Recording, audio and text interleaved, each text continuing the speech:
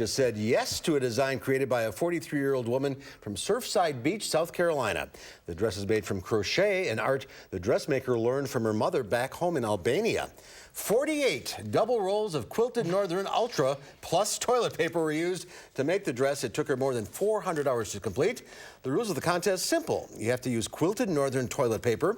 The dressmaker can use glue, tape, and needle. Tomorrow, News 3 Now at 5 starts right now.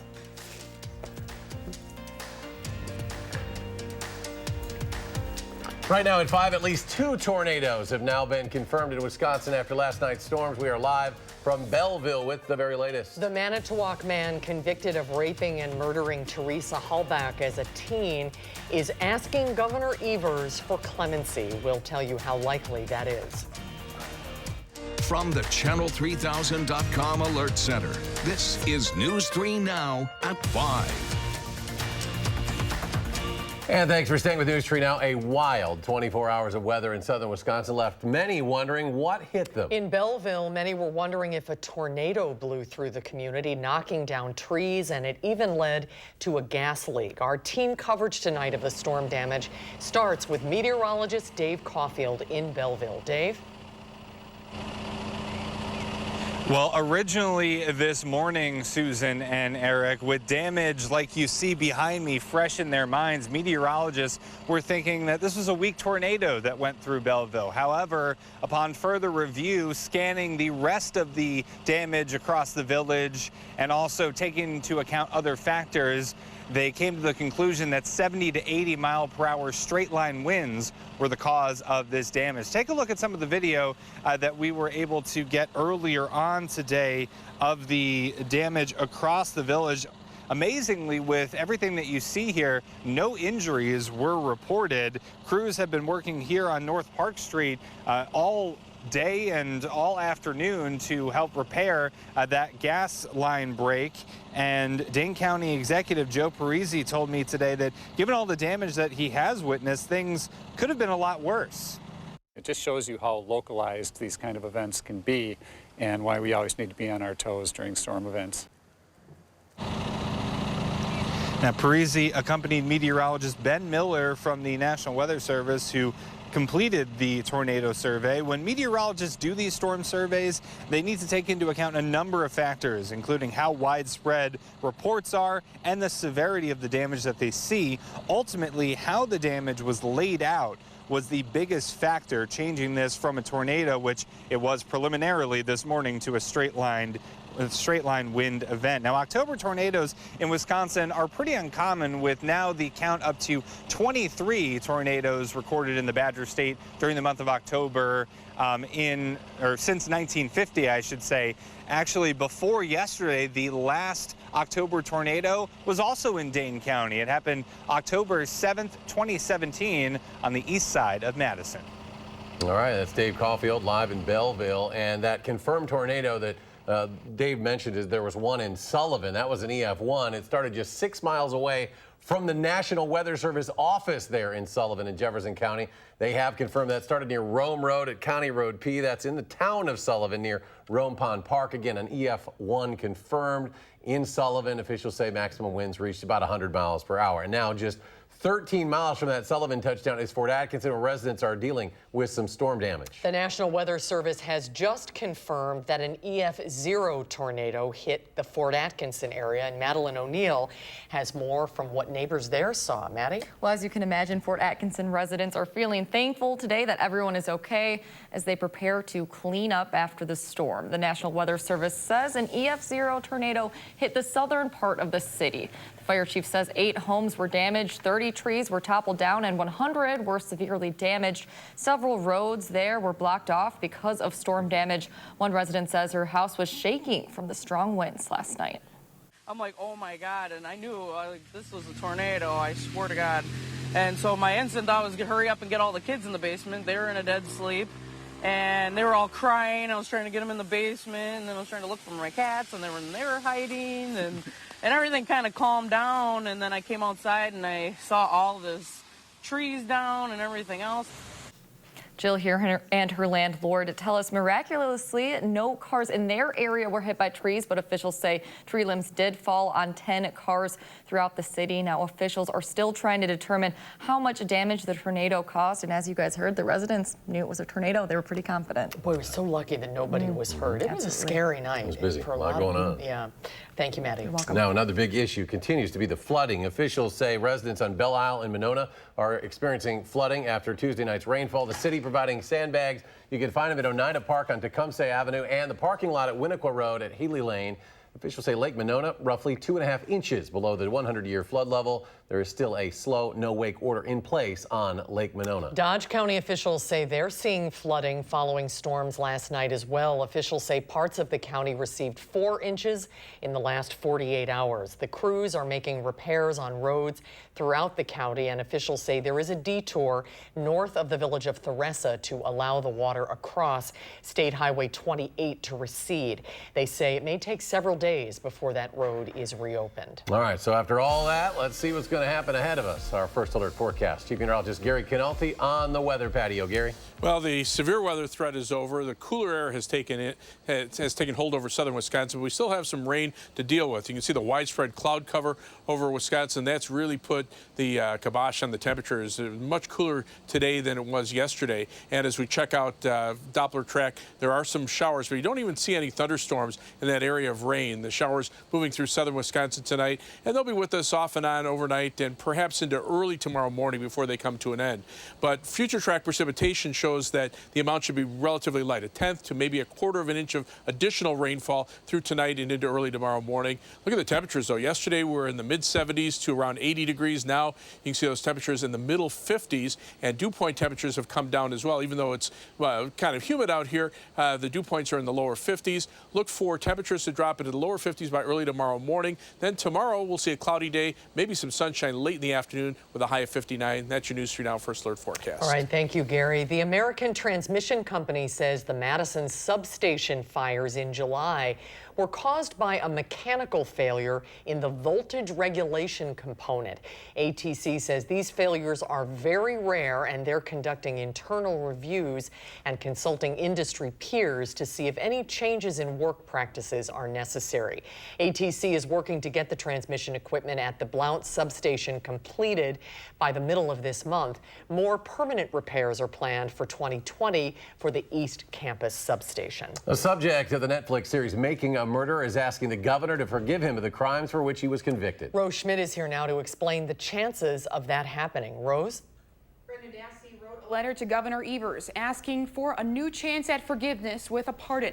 Dassey doesn't meet the state's eligibility requirements for a pardon, but in the last half hour, the governor's office said it gives every pardon application careful review and consideration. We had to fight for Brendan Dassey's freedom. That fight continues today. Those who know 29-year-old Brendan Dassey best paint a picture of a wrongly convicted man who took special ed classes in high school and now colors pictures from prison as he serves out a life sentence. This gentle human being is Brendan Dassey. He does not have a violent bone in his body. At age 16, Dassey confessed to helping his uncle, Stephen Avery, murder Teresa Halbach in Manitowoc County, a story documented in the 2015 Netflix original series Making a Murderer. Dassey's lawyers argue his confession was coerced and he is innocent. He actually believed that he would be set free if he just told police what they wanted to hear. Fast forward 14 years to this state capitol backdrop. We are filing a petition for executive clemency on behalf of Brendan Dassey. A 26-page application asks Wisconsin Governor Tony Evers to either restore Dassey's rights with a pardon or get his sentence reduced with a commutation. Wisconsin has a rich history of issuing pardons and commutations, and it's a tradition that this governor has said he's going to return to. But there's a problem. Evers has said he won't consider shortening sentences, and Dassey's case doesn't meet the criteria for a pardon. Evers' office says a person must have completed their sentence at least 5 years ago, which Dassey has not done. It's wonderful. Do we have internet? But at a public event Wednesday, Evers said he would look at Dassey's request, even though it doesn't meet his own Pardon Advisory Board's rules. Dassey's lawyers argue he has special circumstances that should be considered. But even with respect to pardons, those rules that his board has issued say nothing about defendants who are actually innocent, people who have been locked up and sentenced to life in prison for crimes they didn't commit. Dassey is not eligible for parole until 2048, but he could request another trial if new evidence comes to light in his case. Thank you, Rose. The attorney for a woman accused of helping her adult sons run a black market THC vape manufacturing business in Wisconsin says the defendant will plead not guilty to felony charges against her. Courtney Huffhines is the mother of 20-year-old Tyler Huffhines and 23-year-old Jacob Huffhines. They are charged with running a large-scale THC vape manufacturing operation in Kenosha County. Authorities say the 43-year-old woman knowingly participated in the illegal operation. She's charged with 6 felonies, including manufacturing or delivering THC. She was released on $100,000 bond after appearing in court yesterday. An arraignment for Courtney Huffhines could be held next week in Kenosha County. In more local news, ahead of the National Fire Prevention Week, the governor and state officials are visiting the Sun Prairie Fire Department. Governor Evers and Department of Safety and Professional Services Secretary-designee Dawn Krim visited the Sun Prairie Fire Department today to learn about the department's extensive public education and outreach programs. We push fire prevention and public education first. It's not about putting out fires. It's not about rescuing somebody on an ambulance call. It's about preventing that. National Fire Prevention Week will run from October 6th through the 12th. Students at Madison College are getting an opportunity to dip into the workforce early. The college is holding a part-time job fair for students.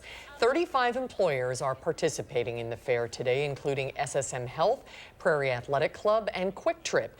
Madison College says it's important for students to have some part-time experience on their resume. This gives them an opportunity to develop some job skills, things that they can learn firsthand before they get into their program area. And it's a great way to learn even life skills, time management. There's just a wonderful opportunity to give them some personal experience instead of waiting until they get that job after their career here at Madison College. The job fair will also be going on tomorrow from 10:30 until 1:30 in the afternoon. Still more to come on News 3 Now at 5. Up next, Senator Bernie Sanders recovering after a heart procedure. Political experts weigh in on what's next for his campaign. And then coming up tonight at 6, a Janesville man is leading the United Auto Workers Union strike against General Motors in Indiana. We'll hear how it's impacting his family. And another crushing day for the markets. The Dow off almost 500 points. The Nasdaq loses 123. The S&P 500 lost almost 53. We'll be right back.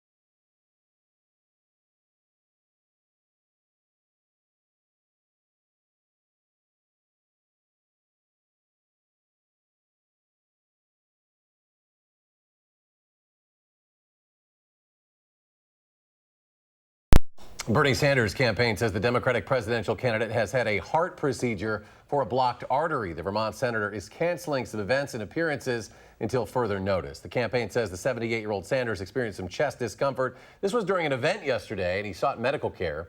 The campaign says 2 stents were successfully inserted and that Senator Sanders is conversing and in good spirits. Maurice Shepard, a political science instructor at Madison College, says illness might have a big impact on his campaign. Being in the middle of a primary campaign, having a serious illness in terms of what has been reported at this point, it will be difficult, I think, for him to come back. Even if he does get back fully in the race, he gets his campaign going again. His campaign manager didn't mention any health concerns about the candidate. He said the state of the campaign is strong, and he played up Senator Sanders' strong fundraising total for the 3rd quarter. President Trump struck back at Democrats who are leading an impeachment inquiry into his phone call with Ukraine's president, focusing most of his ire at the chairman of the House Intelligence Committee. The president responded to a report that Congressman Adam Schiff's committee learned of the whistleblower's complaints before he filed the report. Meanwhile, Schiff says the White House can expect a subpoena soon for documents related to the Ukraine call. These are bad people. These are dishonest people. And when the American people find out what happened, it's going to be a great day. We are concerned that the White House will attempt to stonewall our investigation, much as they have stonewalled other committees in the past. Congressman Schiff and other Democrats say Secretary of State Mike Pompeo, who listened in on the president's phone call with Ukraine, is trying to prevent State Department personnel from testifying. Pompeo denies the charge and is accusing Democrats of bullying witnesses. A Connecticut state official says at least 5 people have died in the crash of a World War II airplane. Officials say a Connecticut Air National Guard member and 2 firefighters are among the 13 people aboard a vintage B-17 bomber that crashed at Bradley International Airport near Hartford. That B-17 was one of just 18 in the country. A team from the National Transportation Safety Board will now investigate that crash. A Dallas police officer has been sentenced to 10 years in prison for fatally shooting her unarmed neighbor in his home. Amber Geiger was convicted of murder in the September 2018 killing of her upstairs neighbor, Botham Jean. In Texas, a murder sentence can range from 5 years to life in prison, but the judge also instructed jurors on a so-called sudden passion defense, which carries a range of 2 to 20 years behind bars. Geiger testified that she mistook Jean's apartment for her own, which was 1 floor below, and that she thought he was a burglar in her home. Let's get to weather now. Meteorologist Gary Canalti is here in the studio with the forecast. Gary? Well, you know, the rain just doesn't want to stop. Fortunately, it'll be pretty light for tonight, but any additional rainfall is going to be a problem. Take a look at some of these rainfall totals just over the last 48 hours. Beaver Dam close to 6 inches of rain, Lodi over 4.5, about 4 inches in Sauk City, near 4 inches in DeForest, Fort Atkinson 3 3/4. Here at Madison, 3.23, that's as of 4 p.m. Now, just to put things in perspective, for the entire month of October, normally Madison gets 2.4 inches of rain. So if we don't get another drop for the rest of the month, which obviously we're expecting some more rain, we're already going to be above normal for the month of October. Yesterday, 2.4 inches of rain fell, and that was a record for the day. You can take a look at the radar estimates, generally 2 to 4 inches, locally 5 or 6 inch amounts from east central Wisconsin back through Dodge County, Columbia County, and then back toward Lone Rock, and then another area over central and southern portions of Grant County. General 1 to 2 inch amounts elsewhere with some localized 3 or 4 inch amounts. But the other problem was the severe weather reports, and they were all kind of from the same thunderstorm cell that tracked from near Platteville and Belmont through the southern portion of Dane County and then into Jefferson County. The strongest part of the storm produced a tornado near Sullivan with an EF1 rating, top winds of about 100 miles per hour. We showed that earlier in the newscast. The Fort Atkinson storm now categorized as an EF0 tornado with peak winds of about 80 miles per hour. And then Belleville, straight line winds 70 to 80 miles per hour. And then even back toward Belmont, some wind damage with 70 to 80 mile an hour straight line winds. Things very quiet compared to yesterday, but we're still seeing some rain. Light rain for the most part in the form of showers. A wider perspective shows they go back into Iowa, so expect some off and on showers tonight into maybe early tomorrow morning, and then after that, maybe a break for about a day and a half. Computer models through Sunday show perhaps as much as an inch. So that includes the rain that'll fall tonight, and then also some showers and thunderstorms from late Friday night into Saturday. So again, that's on top of what we've already have. But as we put as we look at the European computer model, very similar amounts. So we're expecting perhaps another inch of rain through Saturday. After that, though, much of next week may be dry. In fact, the only showers I have in the forecast are Thursday afternoon, and even those are iffy at this point. The live view from the WISC Skycam, gray skies, some light rain falling, just a little drizzle here for the most part. Edgewater Skycam in downtown Madison also showing the overcast skies and some rain. Big difference in temperatures. Yesterday we were in the mid-70s. Today 61 for the high, the low temperature 53, so closer to the normals of 65 and 43. It's 55 now with cloudy skies and a little bit of drizzle. Winds out of the northeast at 10 miles per hour, and the dew point temperature has dropped to 52, so there's not nearly as much moisture. Yes, temperatures right now 40s up near Lake Superior, 50s across the rest of Wisconsin. Compared to 24 hours ago, those temperatures running 10 to 15 to 20 or 25 degrees colder than they were at this time yesterday. But you can see the air is starting to dry out, especially over northern Wisconsin and northern Minnesota, as dew point temperatures drop into the 40s and even some upper 30s. So once these showers move out, there'll be a period of drier weather as the jet stream kind of clears things out and brings in a little surge of drier weather. The next weather system on the coast here will move in for Saturday, bringing us some shower and thunderstorm chances actually from Friday night into Saturday. But now we're on the cool side of the storm system. So it's still hot with temperatures around 90 or above from St. Louis southward and up to the north, 30s and 40s through the Dakotas and northern Minnesota.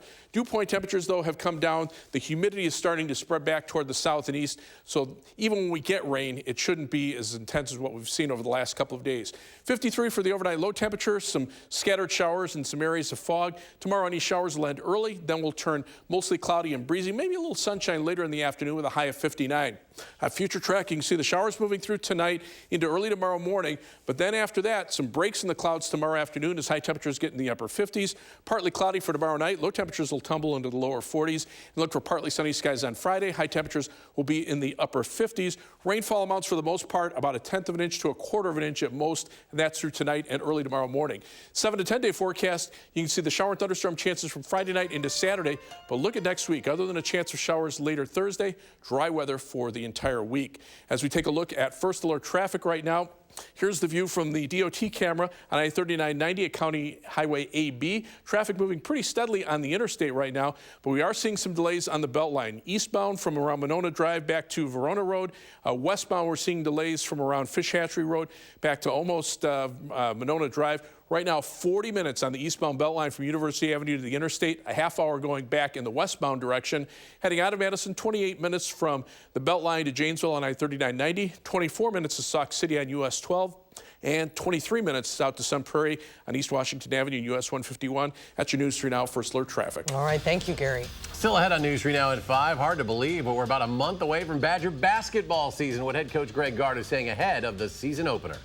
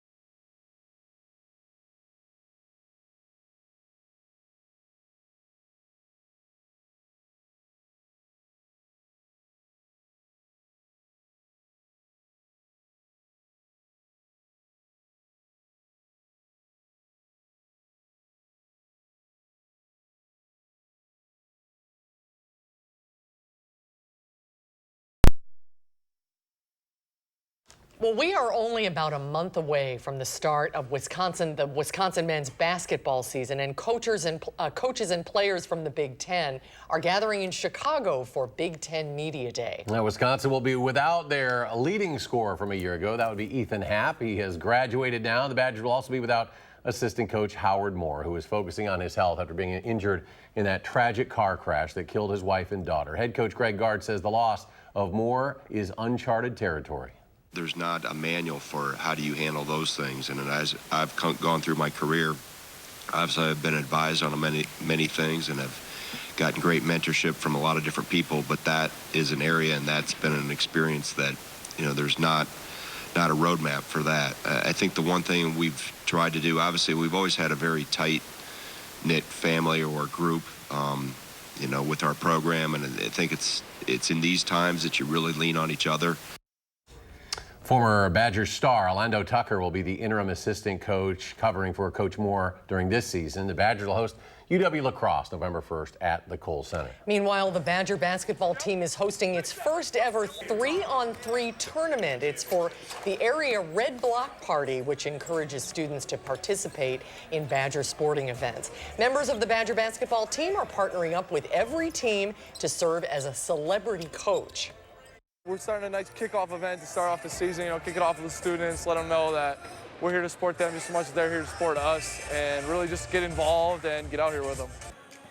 The tournament includes 16 teams. The winner will take home a trophy, and the event continues until 6 o'clock tonight. Badger volleyball team looking to stay perfect. Big Ten play. The Badgers take on 5th-ranked Penn State tonight. That's at the UW Fieldhouse. The match starts at 8. It'll be broadcast on the Big Ten Network. Nice little sports segment there from our producer, Steph. She loves her Badger sports, and we're going to have another check of the forecast in just a moment. Going to look for Matthew Marcoux maybe out there on Lincoln. Yeah, let's hope Rowing so. his boat. All right, we'll see. We'll have the forecast in a minute. Stay with us.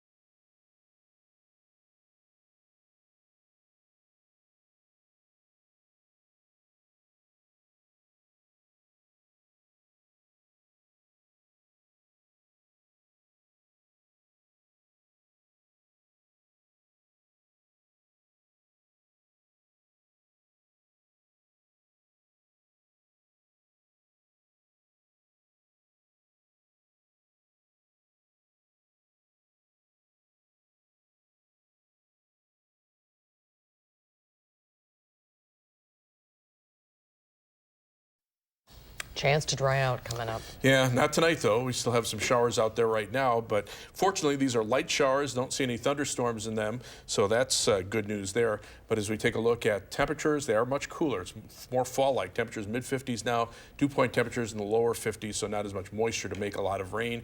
Next chance of rain Friday night into Saturday, but most of next week, other than Thursday, dry weather, which we need all of that we can get. We sure do. All right, we'll have more updates in 30 minutes. Stay tuned now for the CBS Evening News.